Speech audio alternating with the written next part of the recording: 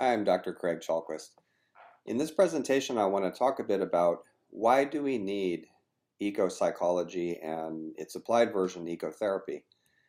And we're going to cover a lot of ground today. To prepare us for that, I'd like to read you a couple of quotations to kind of get us in that psychological space so that we can then talk about why do we need these disciplines. We have psychology, we have ecology, we have therapy. How come we need to combine them? So I'll say a little bit about that, and then I want to give you some historical background as a context to why we need these disciplines. So that's what we'll do today. So first, a couple of quotations. I swear the earth shall surely be complete to him or her who shall be complete. The earth remains jagged and broken to him or her who remains jagged and broken. That's Walt Whitman from A Song of the Rolling Earth. A human being is part of a whole, called by us the universe, a part limited in time and space. He experiences himself, his thoughts and feelings as something separated from the rest. A kind of optical illusion of consciousness. This delusion is a kind of prison for us, restricting us to our personal desires and to affection for a few persons nearest us.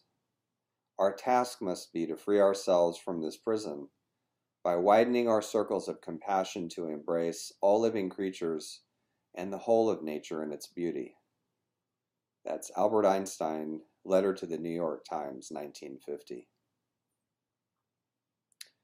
Thus, this earth resembles a great animal, or rather, an animate vegetable, draws in ethereal breath for its daily refreshment and vital ferment, and transpires again with gross exhalations, and according to the condition of all other things living, ought to have its times of beginning with old age and youth and perishing. That is Sir Isaac Newton from Of Nature's Obvious Laws and Processes in Vegetation. Oh, what a catastrophe! What a maiming of love when it was made personal, merely personal feeling. This is what is the matter with us. We are bleeding at the roots because we are cut off from the earth and the sun and the stars. Love has become a grinning mockery because, poor blossom, we plucked it from its stem on the tree of life and expected to keep on blooming in our civilized vase on the table. That's D.H. Lawrence. The way we think about nature affects the way we treat her. When we see nothing but resources, everything is at our disposal. But when we begin to see organisms and ecosystems as mentors, we become students, and our relationship changes from hubris to humility. Janine Benyus from the film The Nature of Things, Biomimicry 2. And then a last quotation here. What if meaningful speech is not exclusively a human possession? What if the very language we now speak arose first in response to an animate, expressive world as a stuttering reply not just to others of our species, but to an enigmatic cosmos that already spoke to us in a myriad of tongues? What if thought is not born within the human skull, but is a creativity proper to the body as a whole, arising spontaneously from the slippage between an organism and the folding terrain that it wanders? What if the curious curve of thought is engendered by the difficult eros and tension between our flesh and the flesh of the earth? That's David Abram from his book, Becoming Animal. So why a course like this? Why ecopsychology? Why ecotherapy? Well, sometimes we forget in the pursuit of wisdom, in the pursuit of self-integration, self-realization, and consciousness, we forget that as human beings, one species among many, we evolved to seek wisdom through the language of nature. And so if you think about shamans, druids, medicine people, astrologers, a whole list of wisdom seekers, alchemists, going all the way back through antiquity, All of these people were versed in natural images, natural metaphors. They were much more around plants and animals and landscapes and outdoors a lot more than we were. And a lot of that experience has been removed from us, and we forget how closely linked it is to our attempts to broaden, deepen, or intensify our consciousness. So there's a reason. These people that I just mentioned actually felt at home in the cosmos. The idea that we are separate from nature, that we are alienated, that we are masters of nature somehow, as though a twig could master the tree on which it grows. This is a relatively recent notion. And as part of it, Wendell Berry, the American poet and essayist, had a comment about this. It applies to the States, but I think it's true also increasingly around the world. He said, we who didn't originate in the United States, in other words, people who are not indigenous, we never really arrived in America. We aren't really here occupying it with our flesh and our emotions and all the rest. We're always on the way to someplace else. And so a question that I'm raising in this course is, what would homecoming be like? The feeling of homecoming, the feeling of belonging in a place, what would that be like? And why is it even important?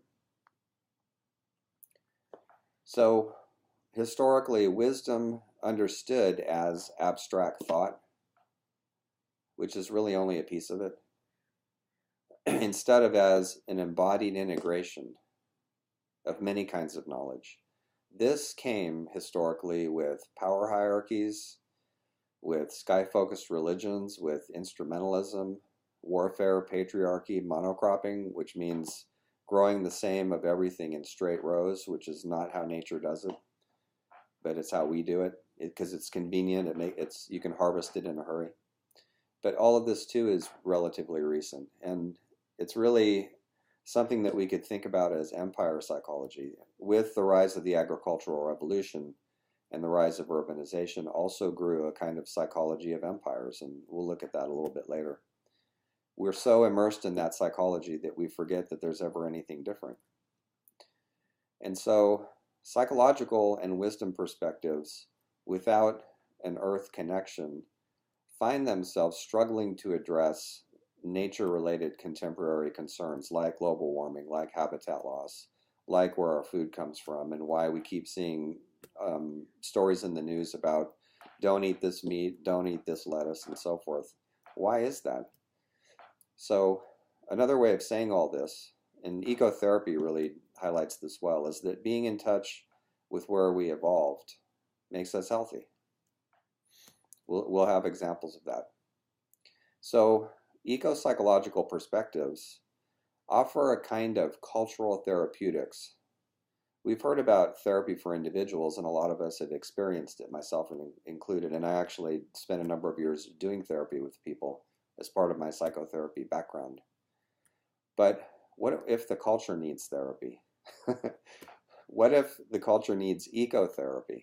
So we're going to look at that. We're going to attend that possibility. So another point about the relevance and importance of this of a course like this, in all the talk about sustainability, where are the psychological views? Where are they? Why is it that people who talk about and promote sustainability or try to warn us about planetary crisis are so ineffective? They arouse resistance, anger, numbness, denial, almost everything, but hey, they're right, let's do something, right? So we're going to look at that too. What might be more effective? What happens when we invite psychology in and what therapy tells us about communicating with people? So a course like this can also offer some new ways to see through environmental crisis to the underlying forces, the underlying psychological dynamisms, and even the repeats of old stories, and even mythic stories and motifs as well. Because myth isn't something that stays in the myth textbooks. It constantly reinvents itself. And a lot of us think that myth is actually a basic structure of human consciousness. So we're going to get into that a little bit too. Also, there's a lot of talk in academic circles and philosophical circles about dualism and the harm that it causes. And it takes different forms, mind, body, and so on. One form that it takes ecologically is the split between culture and nature. But we can't eliminate this kind of dualism, if that's our agenda, if we still feel separate from and above the world. And so, in spite of millennia of worldwide spiritual practice, 8,000 or so years of civilization, 3,000 years of philosophy, 500 years of scientific progress, and 100 plus years of psychology, every major social structure based on the idea, the big lie it's being called, that we are separate from nature is in crisis because all the debts are coming due. So we'll look at some alternatives. It's not all disaster. There's some good news in all this.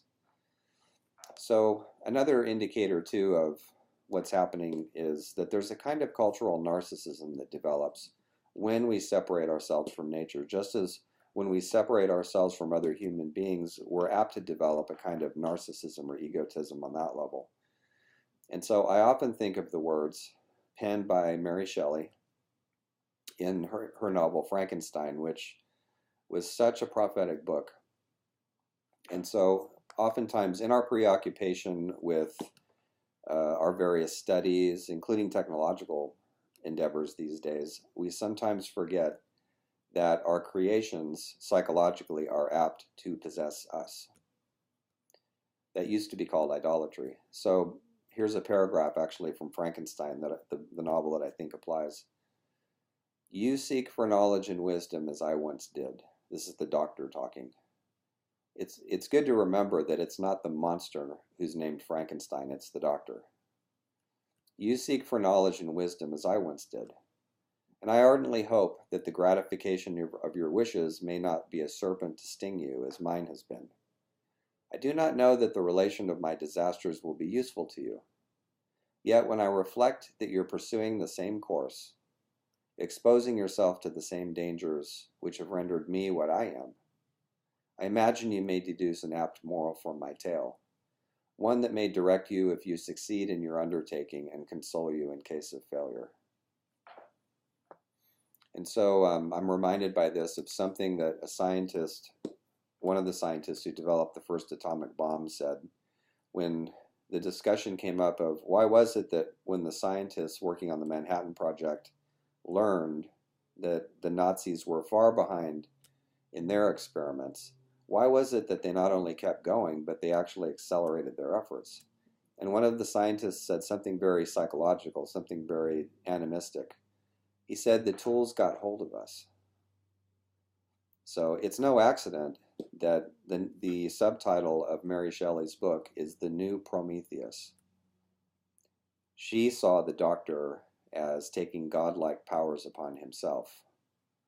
And at the time that she wrote that, she was in a relationship with Percy Shelley. He was actually working on the other side of this archetypal figure. So he was writing Prometheus Unbound, where he brought out the progressive, illuminated side, evolved side of that character of Prometheus. But she was working on the shadow, and that's what she gave us in her novel. So Thomas Berry mentioned that narrative is basic to how we live and function. And so the old stories, whether they're biblical or scientific, of our place in our cosmos increasingly don't work. Berry's way of putting it is that we're between big stories. What is the big story that's coming, that's going to hold more of our experience together? How can we negotiate the space between big stories? And part of that for him was that whatever story we're going to tell ourselves, whatever worldview we're going to come up with that helps guide us, has to be at least partially ecologically based, as well as scientifically based. It won't do to have a cosmology that was formed in the Middle Ages anymore for the majority of us. We have to have something else. And so that's another good reason to study ecopsychology and ecotherapy, because the seeds of those kinds of worldviews can be planted there. David Orr reminds us that education, to the extent that it doesn't tell us what the basics of ecology are, why we should protect the places where we live, how we can repair them, and how we can feel loyal to them, can fail us. So there's an urgent need to bring all of that back into education. It actually was part of our education at one time. There's an old piece of a letter that was written by George Washington where he talks about the waste that's created by chopping down too much lumber. So even the people of his time understood these things. Charlene Spretnak, the feminist philosopher, mentions that our institutions don't take into account that our social structures and constructions are grounded in interrelatedness. So a worldview in which we're only individuals, separated from each other, simply can't match the complexities of 21st life.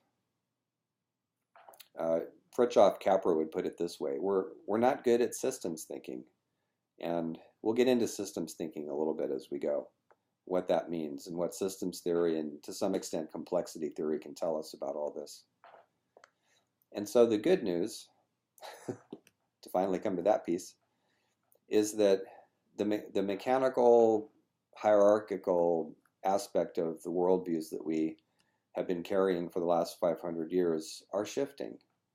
They seem to be shifting away from what I like to refer to as the big machine view of reality as an atomistic collection of parts into something that's much more community, participatory, woven together from many different perspectives, polycentric. It's more like a deep web worldview, more like the worldview that began when we saw the image of Earthrise and realized that artificial up and down, higher and lower boundaries and all of that are contradicted by seeing the Earth floating in the heavens with no borders or boundaries. And so in the worldview that's emerging, which Rick Tarnas refers to as participatory, there's an emphasis on holism and holarchical networks. There is an emphasis on how systems as a whole organize themselves rather than on simple linear ideas about cause and effect. There's an emphasis on the power of story to make change. And so it's as though a vast re-enchantment were happening. There's a word that I like to use a lot, and you'll see why later. And so when Dwayne Elgin goes around the world asking people, where do you think humanity is developmentally? Where do you think our species is in its life cycle? The choice that he hears most often from people is that we're in adolescence and we're trying to move into our full maturity. And so this always reminds me of a thought by Jung, which is that the great problems in life aren't really worked through in a psychological fashion. They're outgrown. We reach a level of maturity so that the problems aren't problems anymore. And I find that a heartening thought, that we can outgrow some of what is assailing us these days. So as we go, some questions to tend throughout the course. How do learnings about the ecological dimension fit within learnings from the various wisdom traditions that we study? Is it possible to face our current state of crisis without either denial or despair? And as you'll see as we go, I'm a big fan of hope. I know that hope has a shadow side. I know that people sometimes equate it with denial. But I remember from an archetypal standpoint that hope in ancient Greece was called Elpis and was a goddess. And in many languages, the word hope doesn't mean waiting around for somebody else to fix things.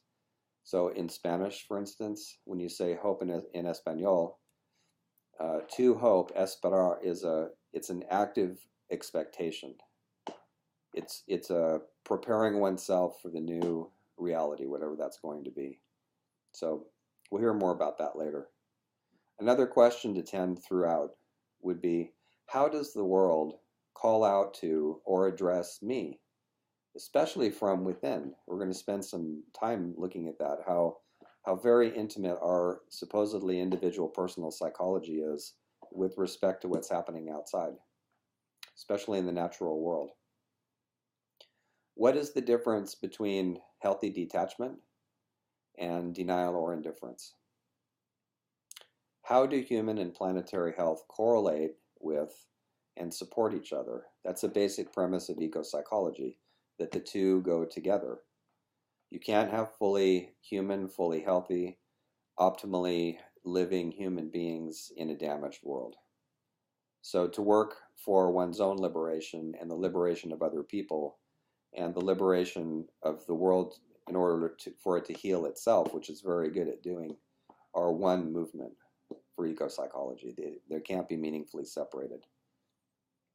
What new stories do we need to understand our place in a re-enchanted world? A lot of what's accompanying this new participatory way of looking at things is a sense that everything is alive, that everything speaks to us. And that thought can be enlivening and fill us with enthusiasm. What's the conversation going to be like today when I go outside? If Earth could speak, here's the last question. If Earth could speak, what might it say about all this? What kind of ally might it make? So one of the things we'll do is use our imagination as a mode of knowledge and inquiry and perhaps wisdom. So, time to step back in time and look at the big picture of how all this came to be. And so the question now, to change gears a little bit, is how did we end up here? And what you'll find in this course is that I'm not going to spend a lot of time on the state of crisis that we're in, but we do need to look at it up front, which we'll do a little bit now. But I'm operating from the obvious fact, which you can verify just by walking outside or looking at the news, that especially in industrialized nations, our relationship with nature is very problematic, to say the least. There's often a process that people go through when they realize just how serious things are that's similar to Kubler-Ross's model for facing death. So in some ways, understanding that can be a sort of initiation all by itself. And a question that will be, how do we contain that? How do we support each other through that experience? So how did we end up here? To the point where our polar ice caps are melting, to the point where animals are moving their habitats. They're going to places on the earth that they never lived before in order to escape heat waves and storms and other things. Their patterns all over the planet are different now. And then I could mention, everybody listening to this can think of a dozen things that have changed even over the last 10 years. I remember about 10 years ago when we first started talking about global warming at school, and when I started teaching a class that was similar to this one in some ways, an earlier version of this class. And we were discussing all of this as though it hadn't happened yet. And of course, it was already happening, and now it's almost impossible to ignore. So how did we get here? Let's look at that a little bit. And I'm interested to hear your thoughts about this too. This isn't intended to be a comprehensive explanation. What I'm going to do is just dwell on a few things that strike my attention about things that lead us into the disjunction that we now face in terms of our relationship to the natural world. And then we'll look a little bit more at new paradigm ways of perceiving reality and thinking about systems and what we might do to move forward. So I mentioned earlier the agricultural revolution, and it's almost impossible to underestimate the impact of that on how we lived our lives. So we went from being mostly hunter-gatherers, which some of us on the planet still are, although a dwindling number, but some of us still live that way. We went from that to a semi-nomadic existence to settling down near rivers, which was the rise of urbanization. And I'm thinking particularly about the Fertile Crescent, which unfortunately is no longer fertile. But if you think of the area of South Iraq and Iran, that part of the world, and there had just been a drought, and so a lot of the large game animals had perished. And at the same time, it was a very good place for growing certain kinds of very nutritious crops. But nobody had grown crops before. Someone got the idea to do it, possibly because there were some of the archaeological evidence indicates that they were storing what they gathered, and then the seeds dropped onto the ground and started to grow, and somebody went, oh, we can do that. So when you plant like that, and whether it's monocropping or just putting seeds in the ground, it fixes you to a location. So now you have to stay there and make sure that the crops grow if you want to get fed, if there's not enough food around. So all of a sudden, it makes sense to settle down in one place. And so a number of things happen as a result of this.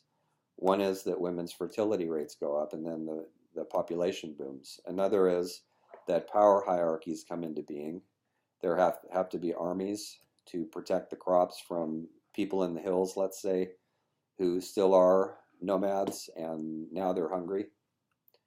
So patriarchy comes into being along with the armies at that time. This is 8,000 years ago or so. And it happens very gradually. I'm eclipsing a lot into a little space here. All kinds of dualisms come into being. There's a separation between weed and crop, between the city people and the nomad people. And Vandana Shiva calls this a monocrop of the mind. It's a way of thinking that begins to work its way into every area of life.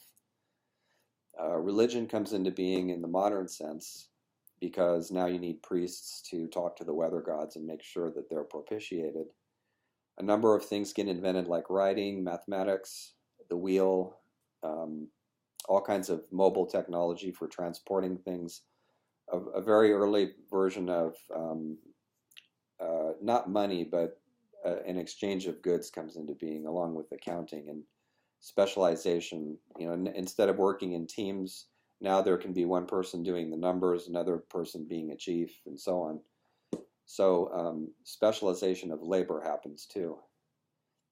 And so all of this begins to really take hold by about the second millennium BC in the Near East. And it has enormous consequences. And so by the time of Sumer, so let's say the third to the fourth millennium, it becomes the first empire in the world as a direct result of now it's possible to accumulate other people's crops and lands and cities and slaves.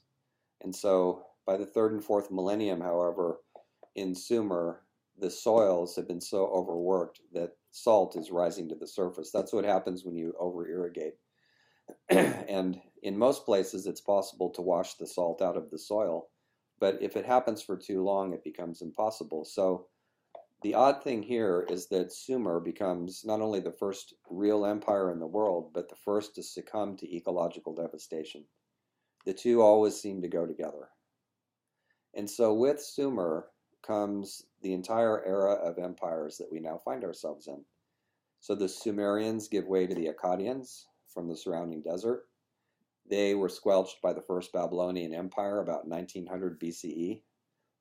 The Babylonians were conquered by the Chaldeans. This initiates the Second Babylonian Empire in 612 BCE. That gives way to the Persians, 539 BCE. And in between all of this are the Hittites and the Hurrians and other people. And it's never stopped. We're still in that. It's never stopped. So by contrast, cultures that have remained indigenous don't tend to be participants in empire in terms of conquest. So I'm thinking of the Sami people, who are some of the oldest indigenous people in Europe. They live in different countries, Norway and Russia and a few other places. And they never bought into organized agriculture. They remained reindeer herders for a long time. Some of them still do that. And then, when you think of Native Americans who have intact tribal cultures, indigenous people in other parts of the world who do the same, they don't tend to be conquerors. So one of the reasons for going into all this is we need to think more about the relationship between being separated from an early form of, or not even early, it still exists for some people, a form of relationship with the land where the land isn't just a resource and it's not just a home to live in, but it's actually a being. It's actually something that we cooperate with. Because when we start separating from it, then the consequences can be empires and conquest. There's other consequences too, though. I don't want to paint a black and white picture. There's things that rise from that, like writing and mathematics and other things that we have. So there's an old myth that addresses this from the Near East.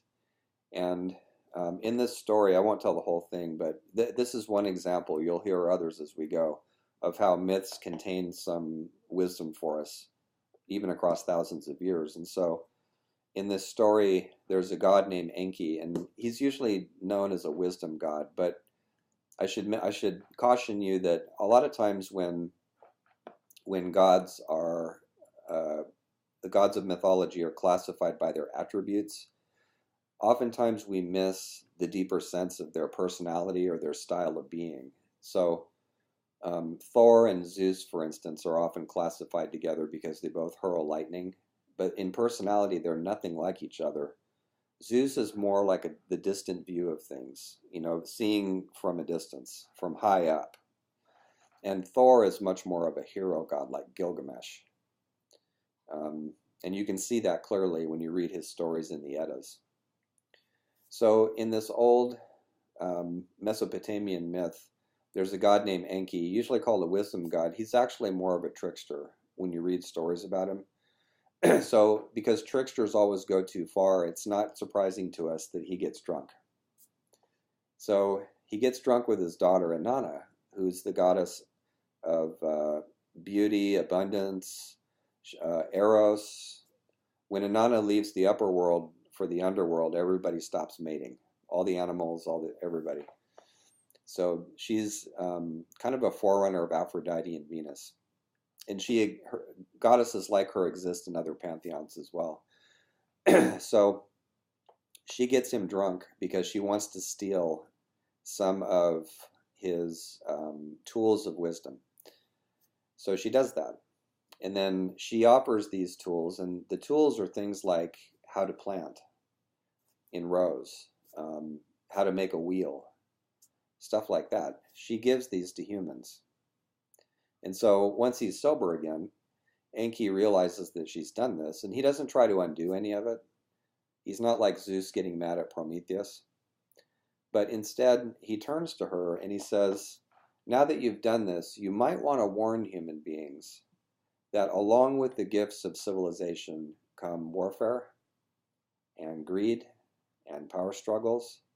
And once human beings have those tools, they can't give them back. So it's an interesting cautionary from thousands of years ago about what comes with certain kinds of development. To strike a Jungian chord, we might say that whenever one thing is highly developed, we can expect its opposite to also be present. And so a truly wise approach to developing the tools of civilization, however we conceptualize those, would be to always bear in mind what the shadow side is as we go. So I won't spend too much more time on this. I just wanted to mention a couple of examples by way of context in terms of why we need ecopsychology and why we need ecotherapy. A couple more items about how nature-culture relations have been problematic for a long time.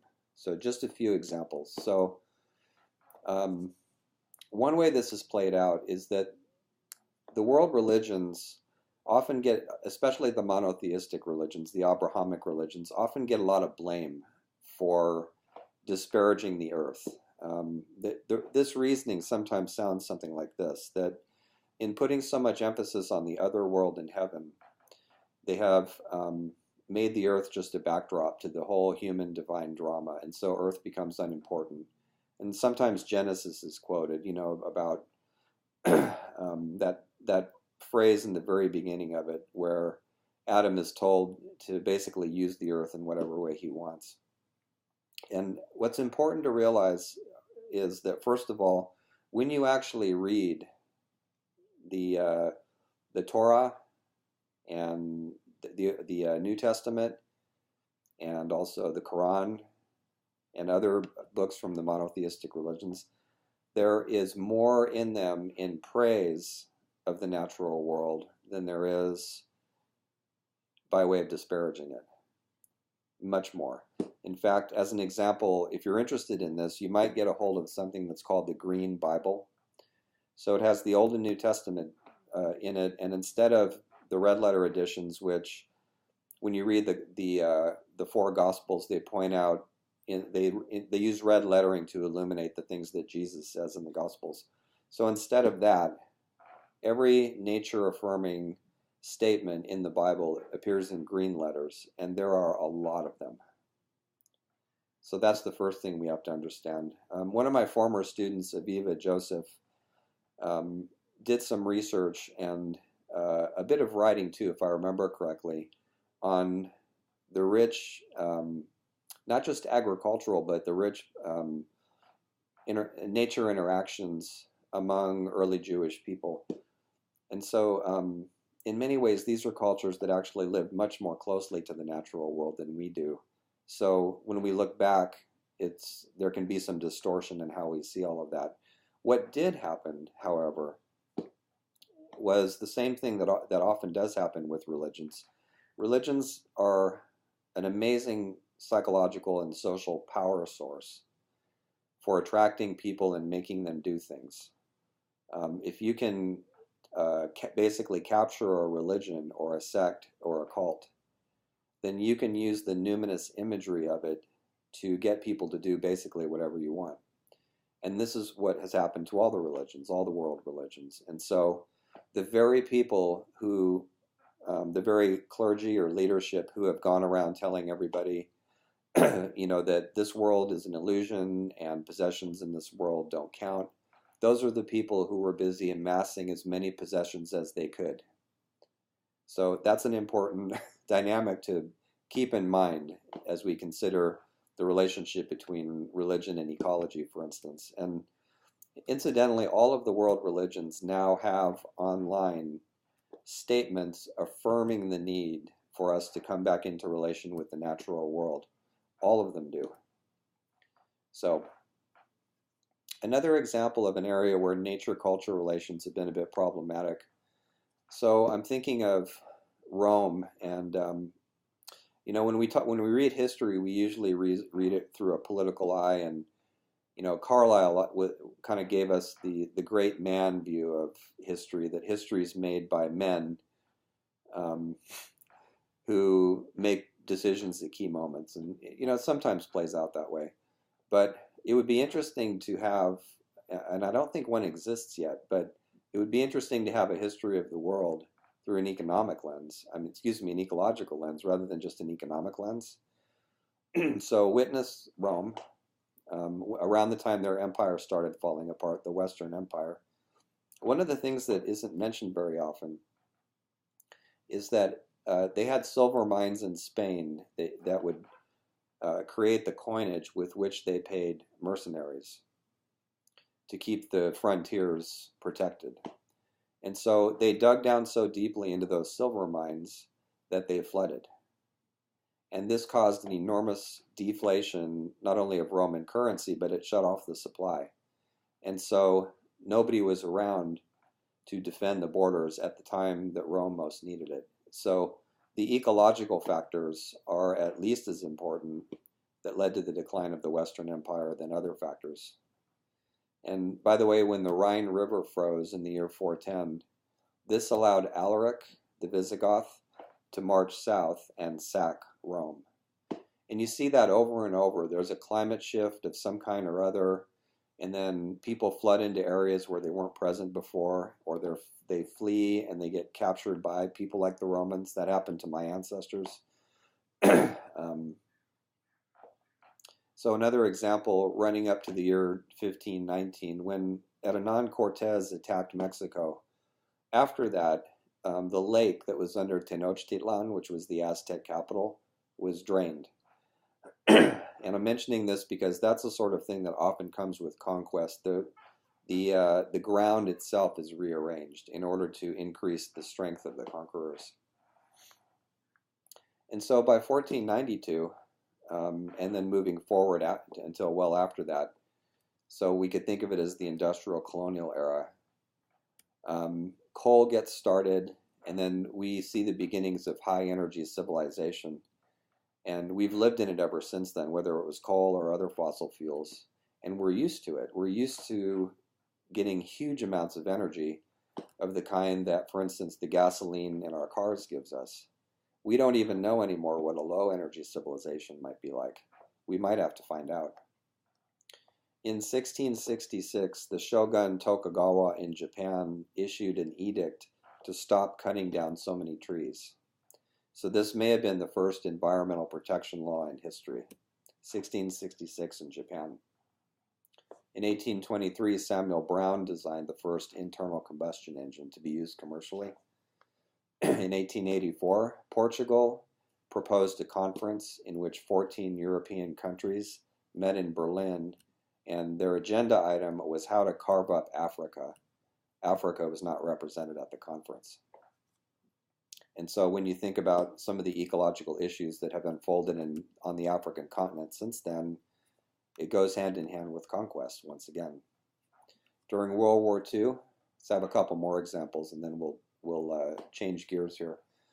World War II, one could see the World War II largely as a series of wars for oil. So Japan enters World War II because they need to control Indonesian oil.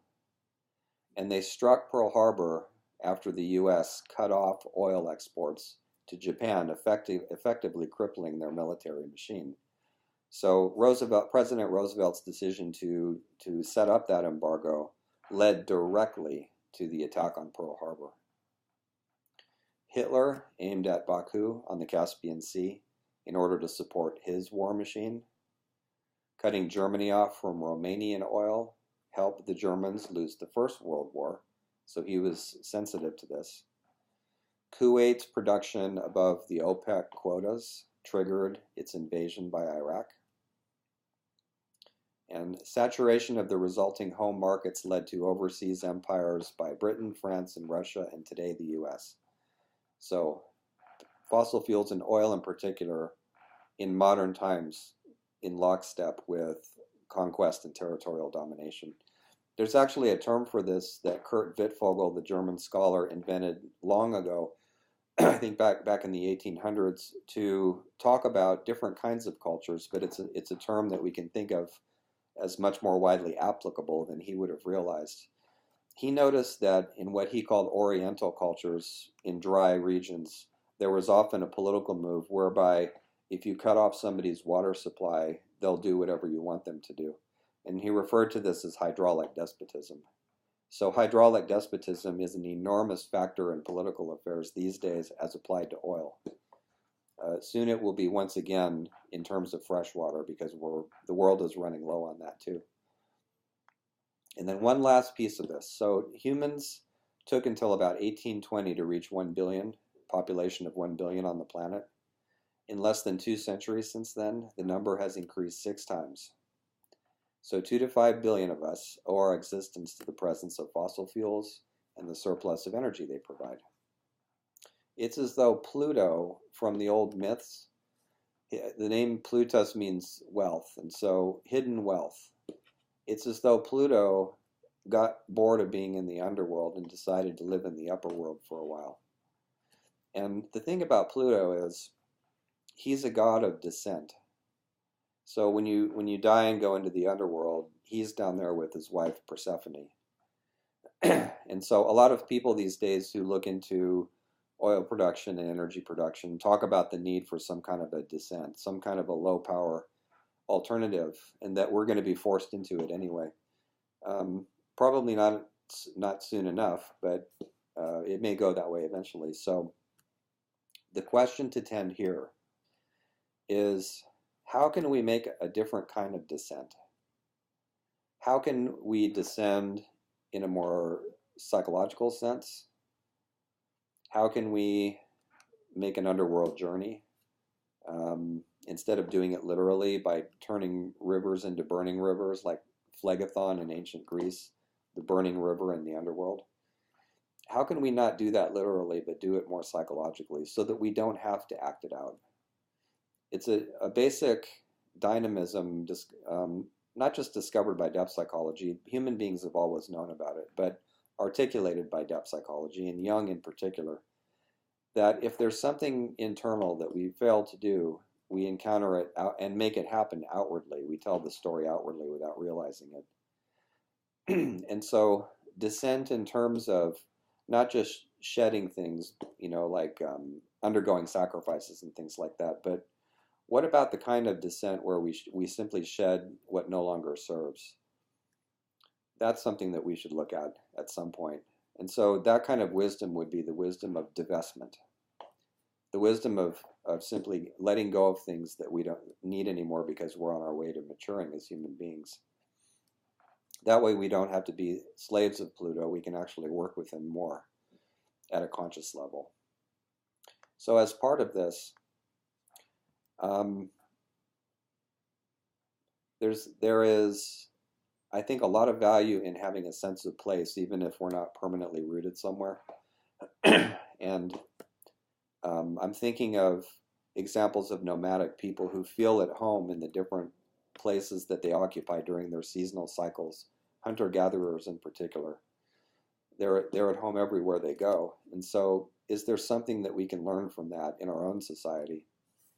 So I wanted to give you, before we go further into this, into systems theory, I wanted to give you a couple of exercises to do that I think address this. So let's start simple in terms of a question that follows up from what I was just talking about. So try doing an inventory and asking yourself, what do I need to let go of in terms of making a descent?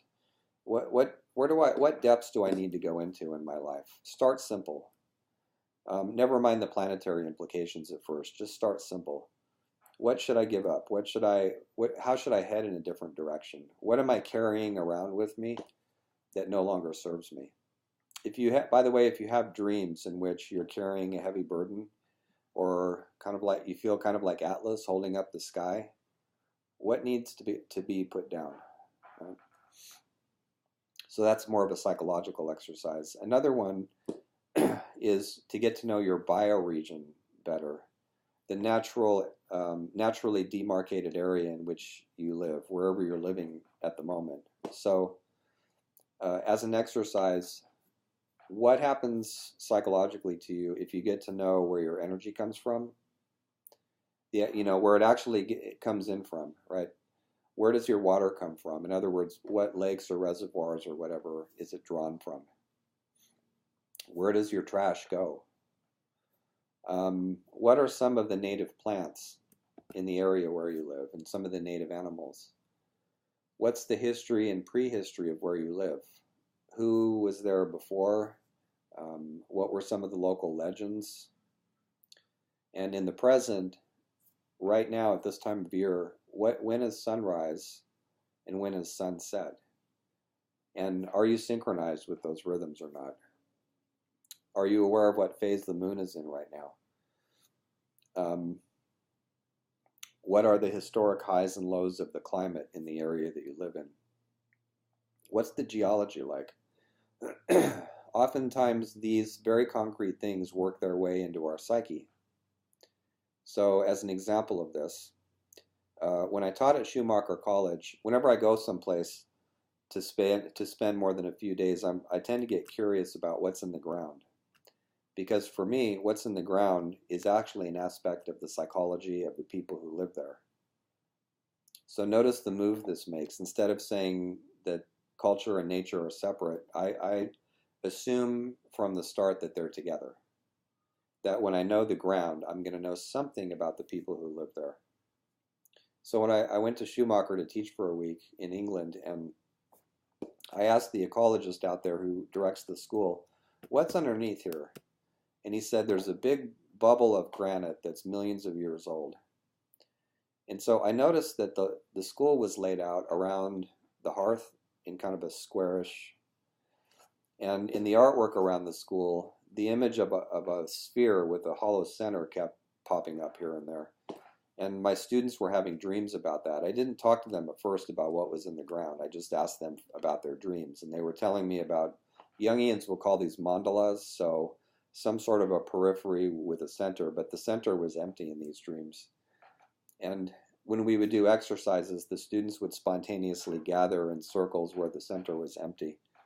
And so I speculated that that might be because of where we were.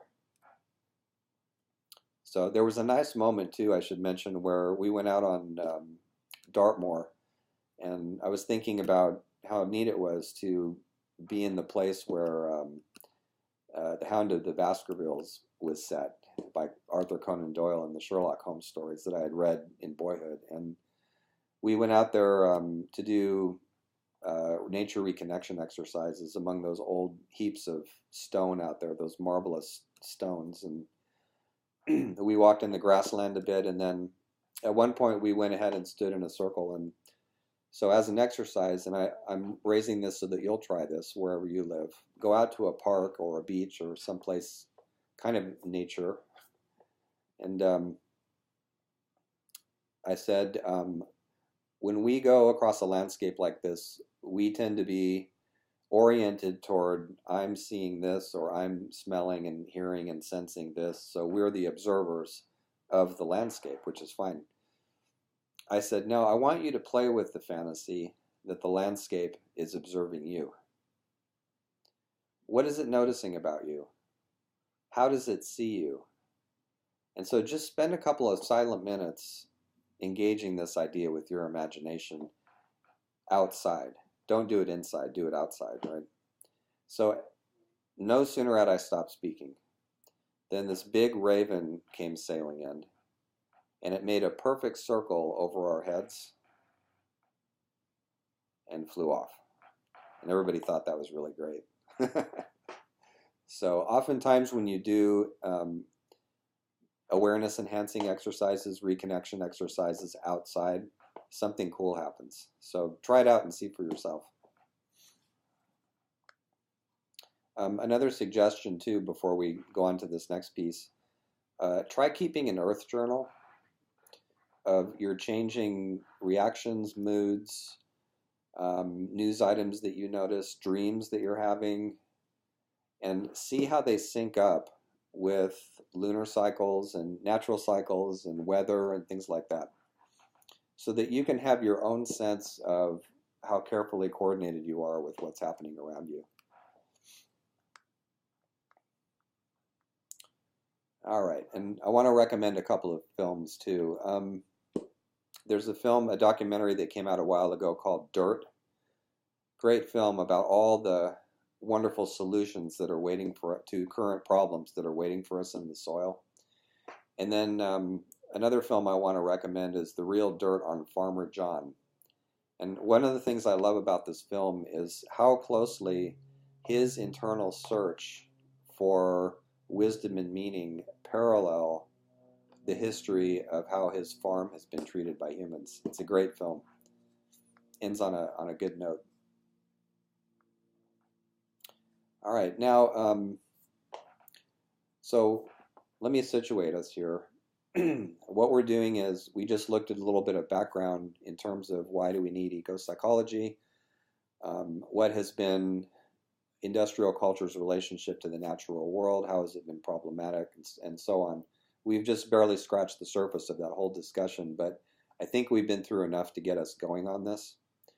And so now I want to move forward and look a little bit at systems theory and complexity theory, because these are so bound up with an ecological worldview, and they can give us necessary context for how we practice ecopsychology and ecotherapy both.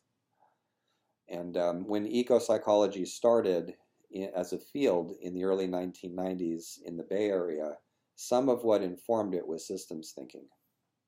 So I look at systems thinking as a reflection of this new participatory worldview that kind of symbolically was announced by Earthrise as an archetypal image.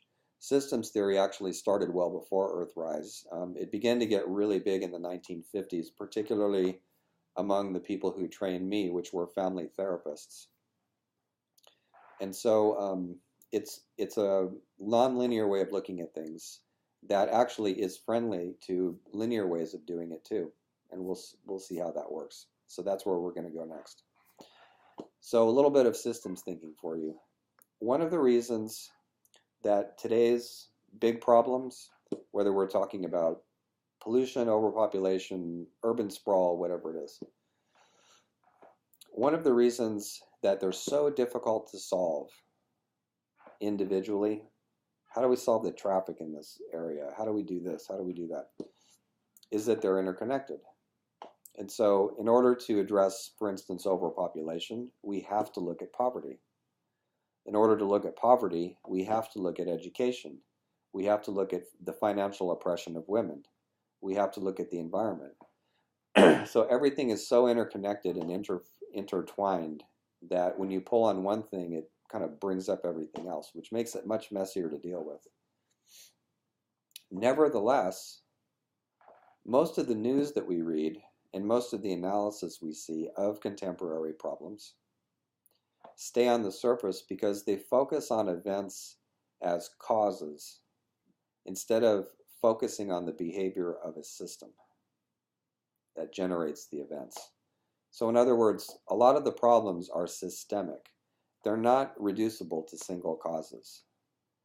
They are reflections of the fact that the system itself in which they are embedded needs to be reinvented.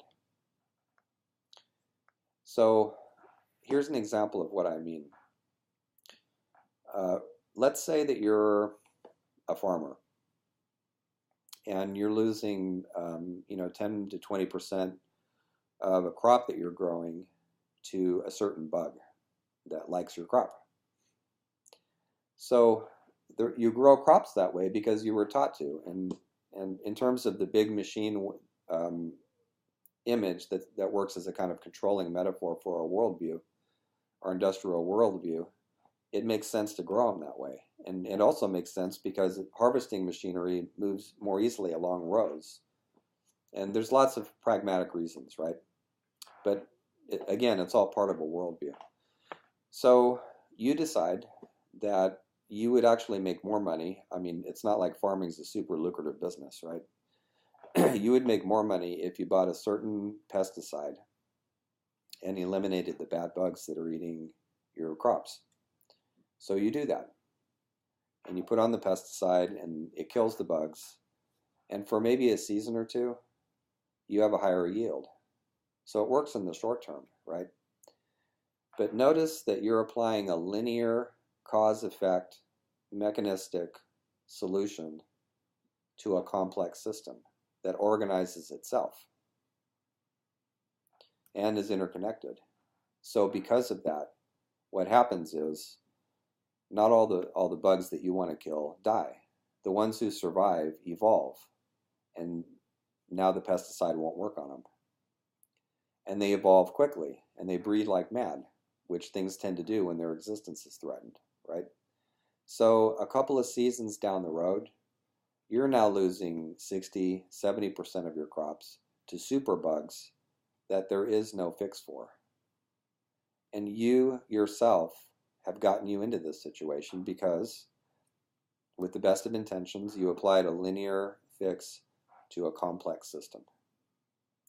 So many of our problems that we face these days apply from an outdated linear worldview that emphasizes parts rather than parts living in wholes, that emphasize things and objects over processes. So as a result, we drown in the details and in detailed analysis, and we miss the underlying movements and patterns. So here's a quote from Margaret Wheatley, who's a business consultant trained in systems thinking. Life uses networks.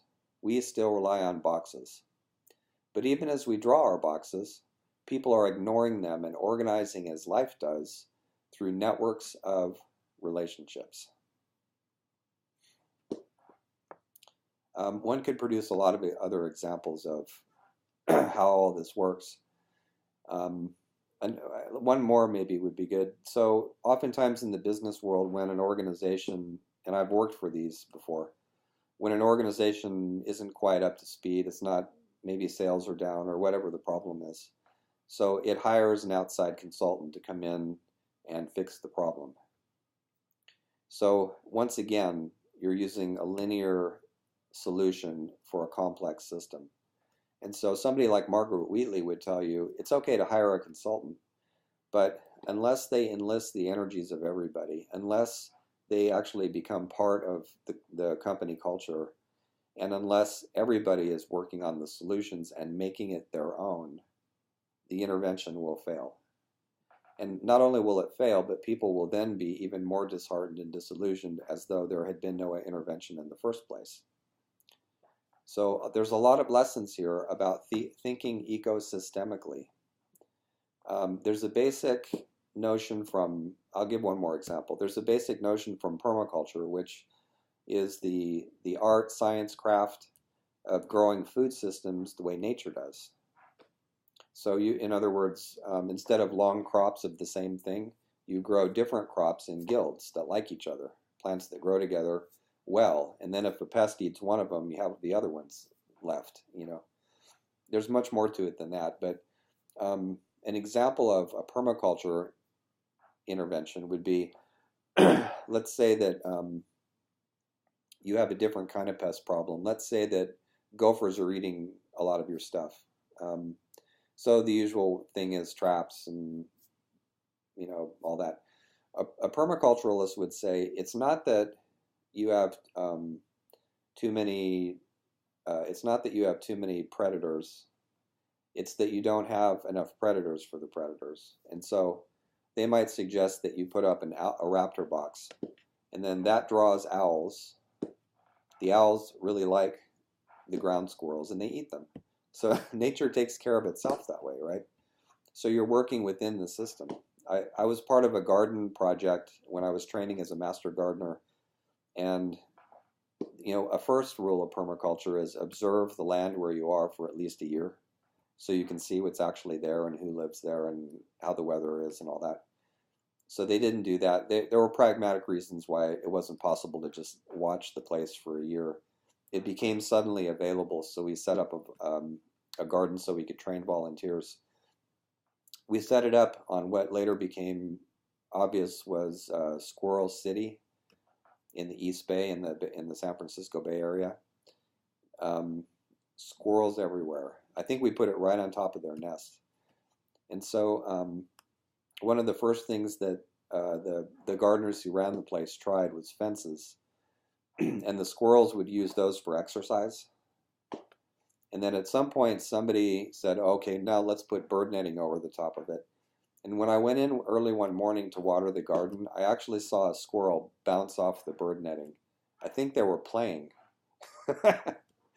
So part of the wisdom in all this is the wisdom to know and understand how natural systems, how plants and how animals do things, and to start becoming familiar in that language. So the word system means to stand together, and systems theory is an overarching term for a number of fields that keep evolving and proliferating. System science, network science, cybernetics, information theory, control theory, and a bunch of others, math, engineering, systems biology. There's even something called holistic Darwinism.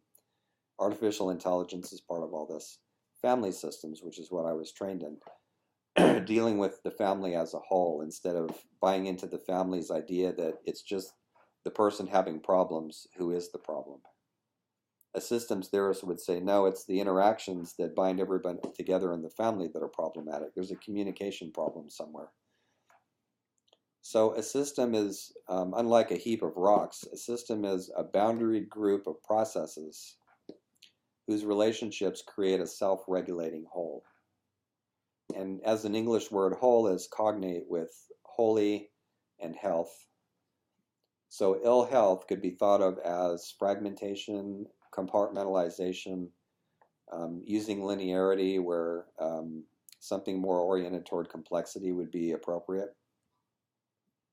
And so a system in a way is, as Fritjof Capra would put it, it's a material embodiment of its pattern of organization. So a system, like a dream, like a symptom, like a peak experience, is where the material and the non-material meet. So when we think in the round, when we think ecologically and systemically, we're focusing not just on causes, effects, parts, and outsides. We're also focusing on systems, relations, interdependencies, shifts, feedbacks, styles of doing things, and multiple perspectives. So potentially it's a more integral way of thinking about the world. It's also matched in mythology by the presence of many different weaving goddesses. So the Fates, there is the god Indra's net of interdependent origins, which is a Buddhist image. hanging there over his heavenly palace.